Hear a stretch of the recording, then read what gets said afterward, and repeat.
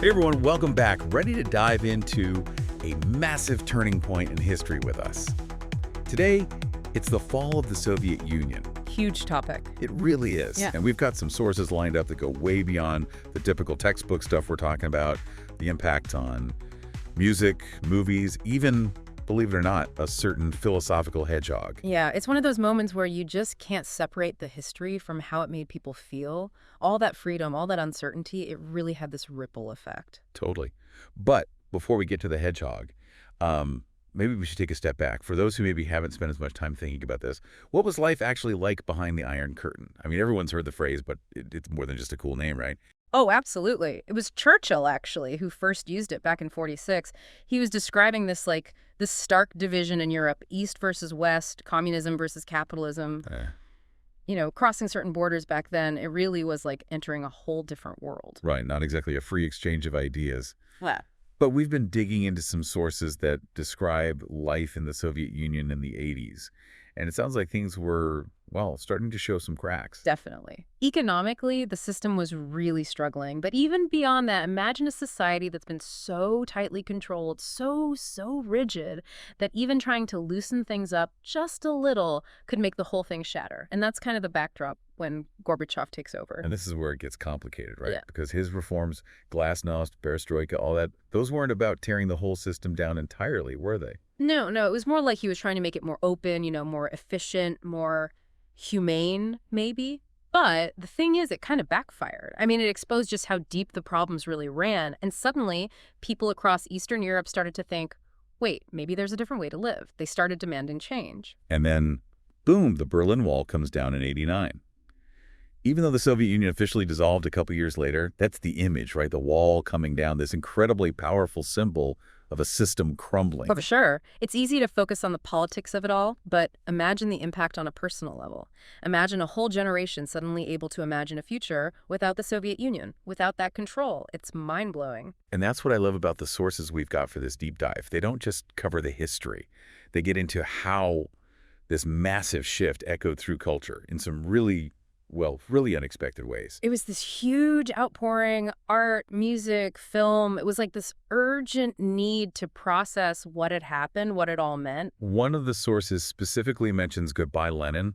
You've seen that one? Oh, yeah. It's this German film, and it just perfectly captures this weird mix of humor and kind of heartbreak that defined that time. Totally. You've got this family in East Berlin trying to hide the fall of the Berlin Wall from their mom, who was in a coma because she's this, diehard communist. And they don't want to, shock her system. Exactly. Talk about a surreal experience. Seriously. Yeah.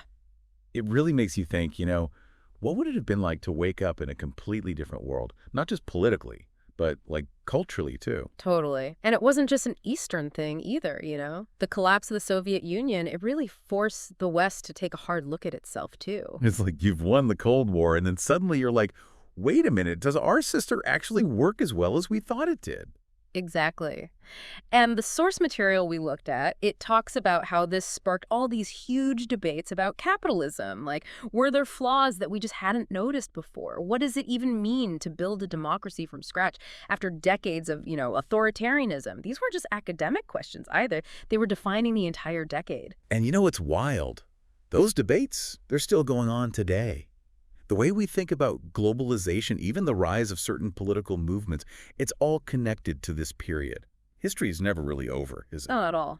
But, hey, let's get back to that cultural explosion we were talking about. Yeah. One of the things that really jumped out at me in the research was how this period breathed new life into some really unexpected things. Oh, you mean like Bruce Springsteen's The Ghost of Tom Joad becoming this surprise hit in the former Soviet bloc? Talk about a song finding its moment. Right. And when you think about the lyrics, the themes of economic hardship, the forgotten people, it totally makes sense. It resonated deeply with people who'd just gone through this huge systemic collapse. It's like this light bulb moment. You suddenly understand why certain art, certain stories speak to people in a way they didn't before. Exactly. And speaking of unexpected, we have to talk about Hedgehog in the Fog. This Russian animated film from back in '75 suddenly finds a whole new audience after the fall of the Iron Curtain. I actually remember that one. It's got this incredibly atmospheric, almost melancholic feel to it. Not exactly your typical cartoon. Right. And what's fascinating is that people were drawn to its themes of uncertainty, of feeling lost in a world that's constantly changing. Remember, this was a time of massive upheaval, and here's this little hedgehog trying to find his way through the fog. It just resonated. It makes you realize that sometimes the most powerful art comes from these really universal human experiences. Absolutely. But the story of Hedgehog in the Fog, it also highlights something else too, the power of cultural exchange. With the fall of the Iron Curtain, you have this incredible cross-pollination of ideas, art, different perspectives. Like this whole world of creativity was suddenly unlocked. Exactly. And it wasn't just about Western culture flooding the East either. It was about rediscovering things that had been hidden, suppressed, or just forgotten. Right, right. And that brings us to another fascinating point. The resurgence of underground art in Eastern Europe. For decades, artists had to deal with censorship, with these strict controls on their expression.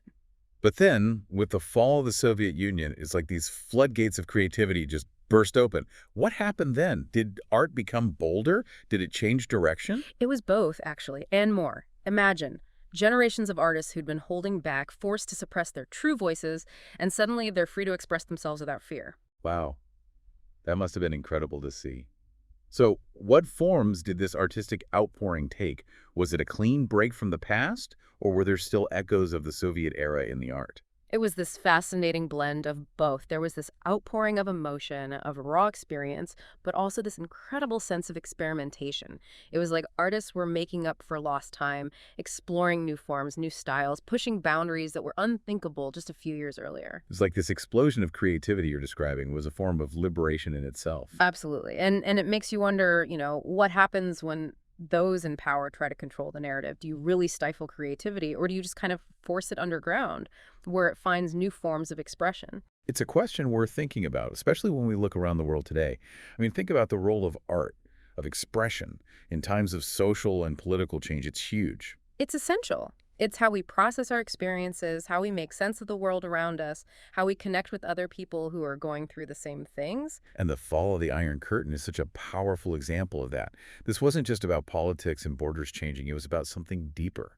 It's about the human spirit, that need to be free, to create, to communicate, to connect. Yeah, totally. And it reminds us that those connections, they can pop up in the most unexpected places. Like Bruce Springsteen's song suddenly finding a whole new meaning in a post-Soviet world. Or a cartoon hedgehog capturing the anxiety of an entire generation trying to navigate a world that's been turned upside down. It really drives home the power of art to kind of transcend time and place, to speak to those core human experiences we all share. Exactly. And that's what makes this whole topic, this whole deep dive, so fascinating, isn't it? It's not just about the past. It's about understanding the forces that have shaped the world we live in today and how they continue to shape our future. It's about connecting the dots between things that seem totally random, totally separate, and realizing that history, well, it's rarely a straight line. It's messy, it's complicated, and it's always full of surprises. Which brings us back to you, dear listener. We've gone on this journey together through the fall of the Iron Curtain, exploring its impact on everything, from geopolitics to hedgehog cartoons. But now it's your turn. What resonated with you the most? What new perspectives did you gain? What questions does all of this raise for you about the world we live in today? Because, as we've seen, history isn't just something that happened a long time ago. It's an ongoing conversation. And your voice, your thoughts, your questions, they're a vital part of that conversation. So keep exploring, keep questioning, keep connecting those dots. You never know what fascinating insights you might uncover. Couldn't have said it better myself. And on that note, we'll leave you with this final thought. One of the sources we looked at mentioned how the fall of the Iron Curtain, it wasn't just an ending, it was a beginning. It marked the start of a new era full of possibilities and challenges. And as we navigate the complexities of our own time, let's try to remember the lessons of the past and approach the future with open minds and a healthy dose of curiosity. Until next time.